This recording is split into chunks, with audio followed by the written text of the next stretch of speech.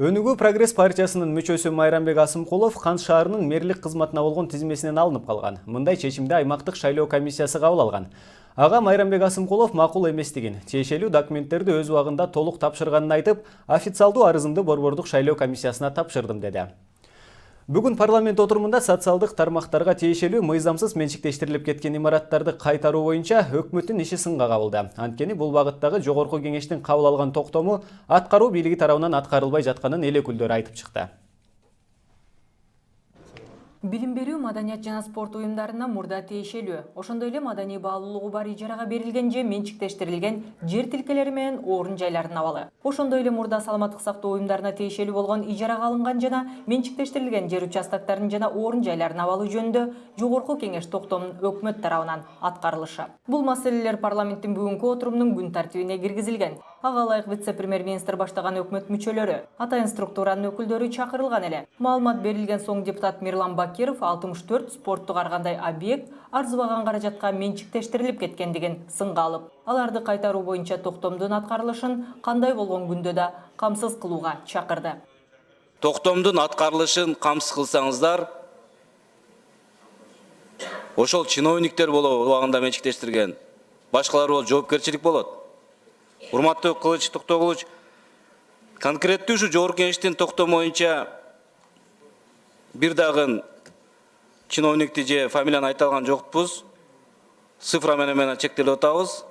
Ал эми дагы бир парламентарий Тазабек Икрамов бир кездерде грек-рим күрөшүндөгү жетишкендиктер менен Кыргызстан дүйнөгө таанылгандыгын айтат. Ал учурда өлкө байрагын Раатбек Санатбаев, Канатбек Бегалиев, Руслан Түмөнбаев жана башка балбандар желбиреткен эле. Бирок бүгүнкү күндө спортчулар кейиштүү абалга тушугуп, жада калса машыкканга зал жок. Ар кайсы жерде көчүп конуп жүргөнүн айтып чыкты. Андыктан ал көп создуктурбай бир ай аралыгында бул маселе чечилиши керек дейт. Мына бүгүнкү күндө ушу биздин курама команда ар жерге өзүнүн башын багып, бир жерде залы жок, заманбап залы жок жүрөт да. Мен Чыныбай Акунович, протоколдук негизде ушуга тапшырма берсеңиз, ушу жаңы имаратты сала албасак дагы, ушуларга өзүнө жылуу, эч кандай бир ден соолугуна зыян келтирбеген азырынча болсо дагы бир спорт залды сөзсүз түрдө чечип бериш керек. Спорт тармагына дагы бир эл өкүлү Камчыбек Жолдошбаев да кесиптештеринин көңүлүн бурду. Айтымында көчмөндөр оюнун уюштурууда мүчүлүштүктөргө жол берилген. Ага түздөн түз Камчыбек Жолдошбаев вице-премьер-министрди айыптады.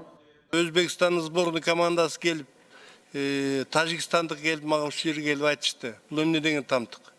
Анан улуттук оюндар болгондон кийин жакшы иштеш керек эле. Ал жерден бир дагы алтын медаль албай калып, подставной лицолорду коюп атасыңар, андай кылганды мындан кийин токтотот го деп ойлойм да. Мен кетип атканда спорт комитетинин председателине айткам, ушундай иштер болуп атат, жазгам. Себеби ушул маселелер боюнча Чолпон Алиевна, сиз кандай, будущий кандай болот? Бул жерде анан сиз тиги спорт комитетинин колун бутун бурап эле өйдө төмөн жасайт экенсиз. Балдардын баары айтып атат ошол жердечи.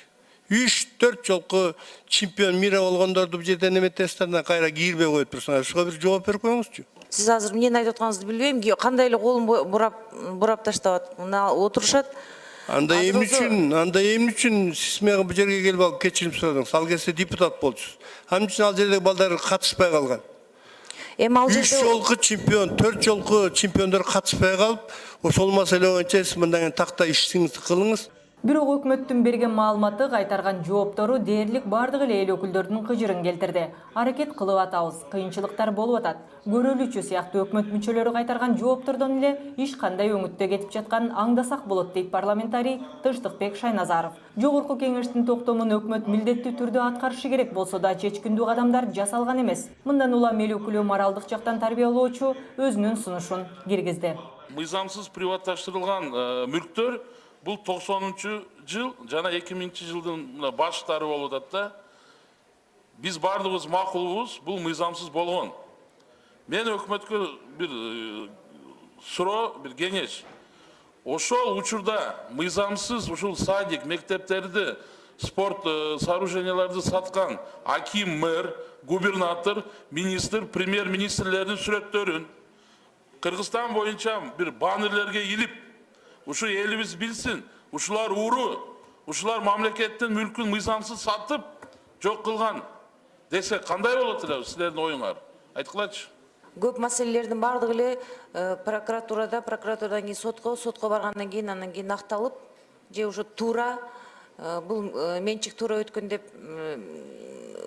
бошотуп атышпайбы. Ошон үчүн көп маселелер чечилбей келатат. Мен сиздерди күнөөлөгөн жерим жок. Бирок мына жоопторду угуп, мен айласыз ушул сөздү айтканга барып атам да. Значит, биз алсыз экенбиз да, биздин өкмөт. Жыйынга министрлик ведомство жетекчилери чакырылганы менен көпчүлүгү орун басарларын гана жөнөтүп коюшкан. Мындай көрүнүш дал ушул маселе талкууга алынып жаткан комитетте да кайталанганын Тазабек Икрамов билдирди. Биз комитетте бардыгын караганбыз. Мына бул жерде азыр өкмөт даяр эмес болсо, бул жерде биз күнөөлүү эмеспиз. Биз ушуну угуп атканда дагы, ошол маалда министрлерди чакырганда дагы ар кандай шылтоо менен келген эмес. Менчиктештирилген объектилердин кайра артка кайтарылбай жатканына, бул багытта саясаттын туура эмес жүргүзүлүп жатканынан улам деген да пикирлер айтылды. Самара Акылбекова, Бекжан Камзаев, Сентябрь.